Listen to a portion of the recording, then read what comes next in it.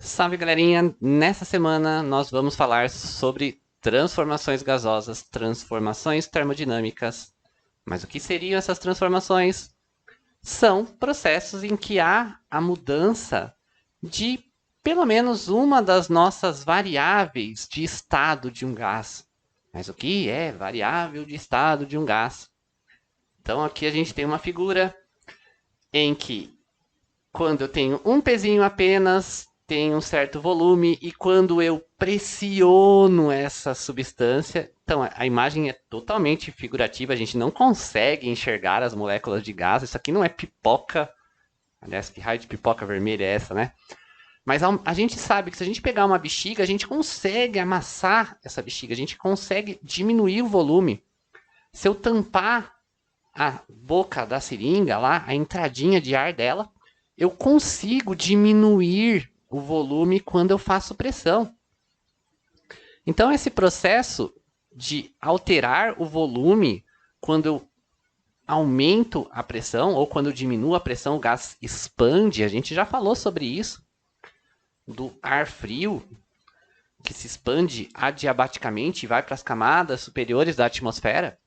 Então, volume é uma variável de estado e pressão também. Então, isso daqui é uma transformação termodinâmica, está variando o volume. E a gente também sabe que o volume dos gases varia muito com a temperatura. Está aqui a foto do nosso balãozinho. Balãozinho, modo dizer, né? É um balão.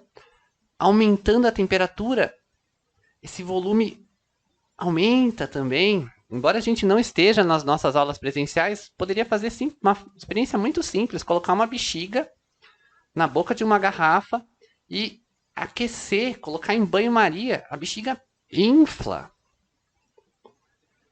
E esse dispositivo muito útil nas cozinhas, a pressão varia com a temperatura. A gente sabe que na panela de pressão, quando aumenta a temperatura, aumenta a pressão no interior da panela.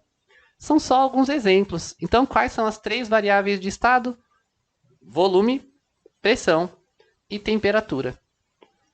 Em algumas situações, só duas delas se modificam e uma terceira fica constante. Então, um gás sempre vai ter essas três variáveis: pressão, volume e temperatura. Algumas unidades de medida que são importantes: CNTP, são as condições normais de temperatura e pressão. A sigla, cada letra representando uma palavra, exceto aqui o D e a letra E. Tá bom que, galerinha, 0 graus Celsius não é uma condição normal pra gente, né? Normal não é no sentido de uma temperatura agradável. É uma padronização. Quando se fala de condições normais de temperatura e pressão, a gente adota o 0 graus Celsius. Em termodinâmica, nós utilizamos muito a unidade de medida Kelvin. Quando a gente falava de variação de temperatura, lá na dilatação térmica, no quimacete, eu até podia usar graus Celsius, porque a variação em Celsius é igual à variação em Kelvin. Mas aqui a gente vai usar este valor, a gente vai usar temperatura em Kelvin. E além disso, a gente vai fazer uma aproximação. 273,15 seria um valor mais exato, a gente dá uma arredondadinha. No nível do mar, a pressão atmosférica, que é a pressão que o ar exerce sobre nós, é de 1 atm. Só que uma outra unidade muito comum de aparecer, talvez vocês já tenham visto em química, é milímetros de mercúrio. Então essa Hg é mercúrio, é uma outra unidade de medida, que é aproximadamente, esse valor não é exatamente 1 vezes 10 na quinta, Newton por metro quadrado. Newton por metro quadrado é a unidade de medida de pressão no sistema internacional de medidas. E nestas condições, presta atenção, ó, 1 mol de qualquer gás ocupa 22,4 litros se for nas condições normal de temperatura e pressão. Aqui algumas relações importantes. Como que faz para transformar Celsius para Kelvin? Muito simples, a gente adota essa simplificação, aliás, essa aproximação de que 273,15 é aproximadamente 273.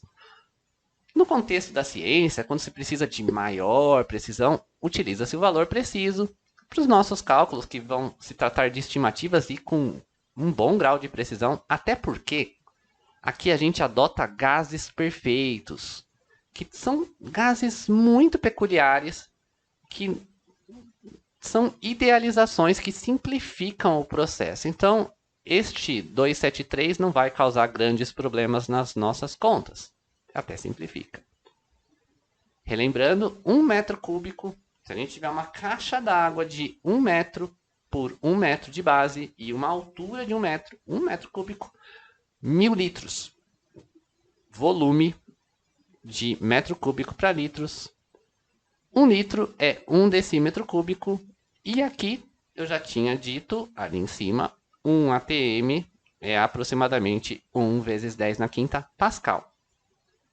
Pascal e Newton por metro quadrado são equivalentes. Pascal é a unidade que homenageia o físico Pascal, que fez os seus estudos sobre pressão. 1 atm é igual a 10 MCA. Tô brincando, galera. Isso aqui não é MCA, não é a música lá do antiga, fazia toda aquela coreografia. Metros de coluna d'água. 10 metros de coluna d'água. Para cada 10 metros que você mergulha, quando você afunda, para cada 10 metros que a gente vai para o fundo da água, aumenta 1 atm a pressão. Nesse caso, não vai ser pressão atmosférica, porque é a pressão da água, pressão hidrostática. A gente consegue escrever a pressão atmosférica em termos de coluna d'água. Então, está aqui, no sistema internacional, a unidade de pressão é o Pascal ou Newton por metro quadrado. Nós vamos usar sempre, nas nossas transformações termodinâmicas, isométrica, isobárica, sempre vamos usar Kelvin para a temperatura. E bora lá revisar o que é pressão. O que era pressão mesmo, galerinha? Pressão é a força dividido pela área. E a forma mais simples de pensar nisso, eu tenho aqui uma caneta. Tem uma área pequena e uma área maior na parte de trás da caneta. É inversamente proporcional à área. Está ali a expressão. Ó. A pressão é inversamente proporcional à área. O que isso quer dizer? Se a área for pequena, a pressão é grande. Então, se por acaso eu fizer isso, tipo apertando a caneta, vai ficar ali uma marquinha, enquanto na outra mão não acontece nada. É evidente que vai doer mais na ponta fina. É evidente. Ou então, o que dói mais? Se aplicado a mesma força, um tapa com a mão aberta ou um soco? Mesma intensidade de força, você bate com a mão fechada, a área é menor, a pressão é maior. Ok? Então, só que no caso de gases, por que a gente tem que falar de pressão ao invés de falar da força? Porque são muitas moléculas. E lembrando, esses bolinhas azuis e vermelhas são representações figurativas. A gente não consegue enxergar o gás. O gás não é uma molécula tão grande. Mas é como se a gente desse um zoom ali naquela figura. Elas estão lá se movimentando aleatoriamente. E várias delas estão colidindo com a parede. Só que aqui nessa figura, aqui teria um número gigantesco de moléculas. E eu coloquei uma única batendo ali para representar o que é a pressão. É a soma de todas as partículas que estão exercendo força sobre alguma área. A pressão atmosférica é a soma de toda a massa de ar que está sobre você. Então, aqui novamente, representação figurativa, a pressão é maior próxima da superfície e a pressão é menor conforme a gente aumenta a altitude. A pressão atmosférica é consequência do peso dessa coluna de ar que está sobre nós. Pressão atmosférica. Então, a pressão é a soma de todas as forças que atuam na área de um determinado objeto. Vamos falar da transformação isotérmica. Transformação isotérmica é bem importante. Iso tem a ver com igual. Ou seja, térmica é temperatura, então na transformação isotérmica a temperatura se mantém constante. Então, quem varia? As outras duas grandezas, pressão e volume. Um processo muito importante que é isotérmico. A respiração, um gás contido numa seringa, o fato de essa experiência seria muito simples. Se vocês pegarem uma seringa sem a agulha e vocês puxarem o êmbolo, ou seja, aumentar o volume, diminui a pressão interna e a pressão atmosférica empurra seu dedo. A gente sente esse efeito de sugar. Pessoas costumam falar que isso é criar um vácuo. Essa ideia de criar vácuo, a bomba de vácuo, ela diminui a pressão interna e é a pressão atmosférica que empurra o objeto. Essa parte, essas equações são muito de boa, galerinha. Muito, muito fácil. P1V1 igual a P2V2. Eu já vou mostrar uma fórmula geral que resolve esse problema para todas as transformações. Ela simplifica bastante, mas repara, a temperatura não aparece quando a gente está falando de uma transformação isotérmica. Por quê? Ela se mantém constante, então ela não importa nessa transformação. E aqui a gente tem uma coisa muito importante. Eu levei algum tempo para entender essa lógica desse gráfico aqui. Como nós temos 3 grandezas no estudo de gases, normalmente a gente faz no eixo Y a pressão e no eixo X o volume. Beleza, representamos 2 das grandezas. Como que a gente representa a terceira?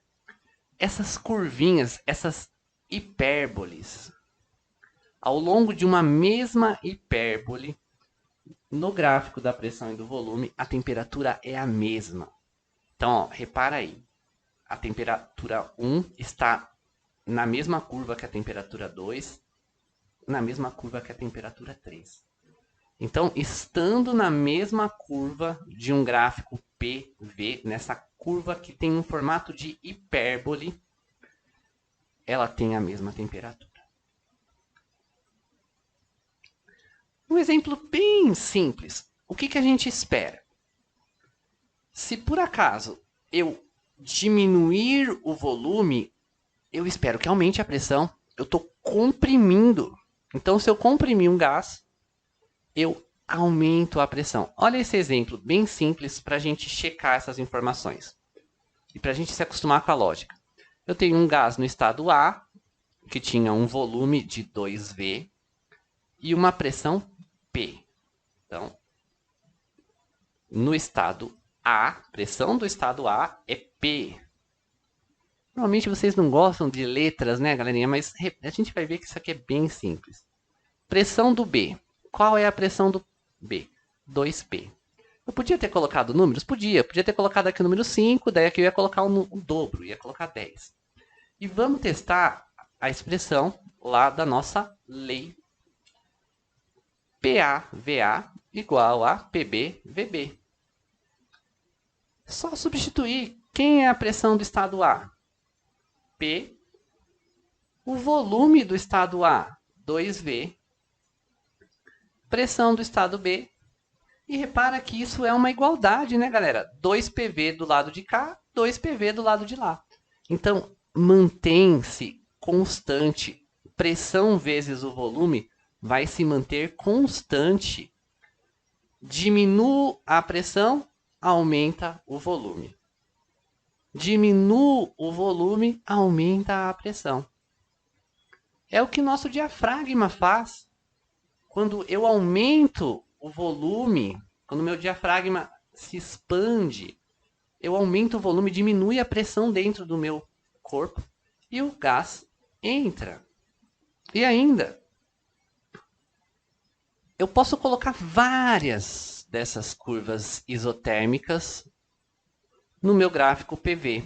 Quanto mais afastada for a curva em relação à origem, maior é a temperatura. Então aqui eu coloquei 3 curvas, T1, T2 e T3. Como a curva 3 é a que está mais afastada da origem, é a que tem temperatura maior. Está escrito aqui, ó.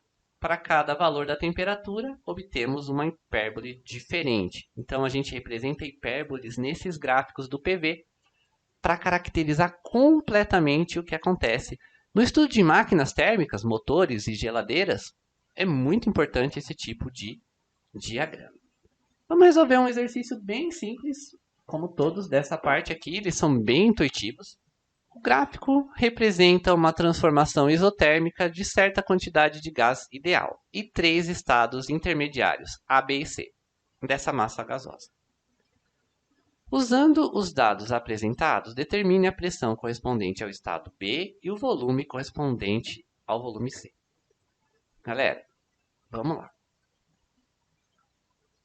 Qual é a pressão do estado A? Pressão do estado A é 4 atm.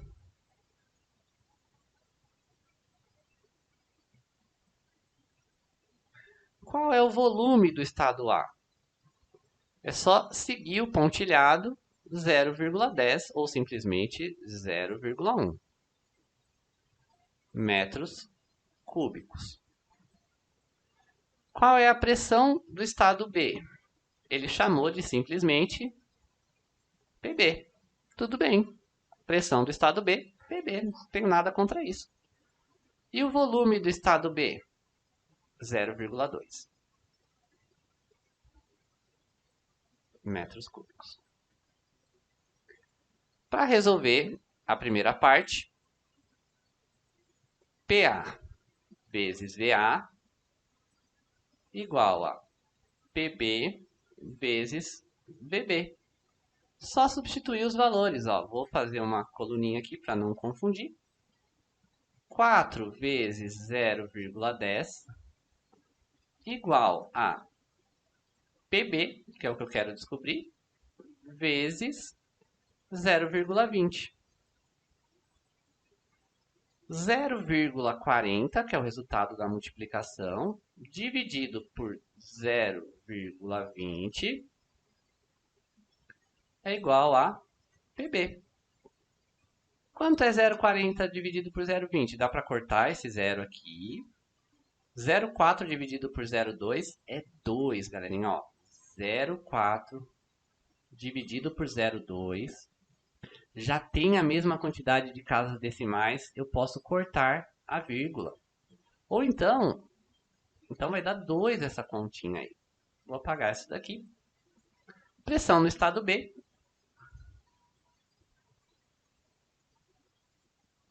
É 2. 2 o quê? Se nesse gráfico a gente está utilizando a pressão em ATM, a pressão vai ser medida em ATM. Agora, bora para o estado C. A gente vai fazer a mesma coisa. Ó.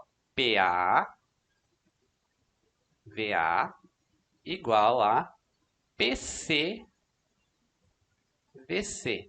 Ah, professor, mas ele veio do A para o B, do B que vai para o C. Eu devia fazer PB, VB igual a PC vezes VC. Tanto faz. Tanto faz. Esta multiplicação é a mesma. E repara, agora a gente já até entendeu a lógica aqui da coisa. Ó. No estado A, tinha um volume de 0,1. Eu aumentei o volume. E quando a gente aumenta o volume, diminui a pressão. Quantas vezes eu aumentei o volume? Eu aumentei 2 vezes, então a pressão diminuiu 2 vezes e foi para 2. Repara aqui, ó. Diminuiu 4 vezes a pressão, o volume vai ter que aumentar 4 vezes. Então, a gente espera que a resposta seja 0,4 em relação ao ponto A. Mas bora substituir, porque a gente não é obrigado a fazer as coisas de cabeça. 4, que é a pressão do ponto A, já tinha escrito em 2 lugares, aqui. PA, volume do A, 0,10, igual a pressão do estado C, que é 1, vezes o volume do estado C. 4 vezes 0,10 é simplesmente 0,40. Só temos que nos preocupar em escrever a unidade de medida, que no caso ali, metros cúbicos no eixo X. Exercício bem tranquilo. Eu vou cortar esse vídeo e vou dividi-lo em 3 partes. A primeira com essa introdução, transformação isotérmica, e nos outros 2 vídeos, isométrica e isobárica. A gente se vê daqui a pouquinho.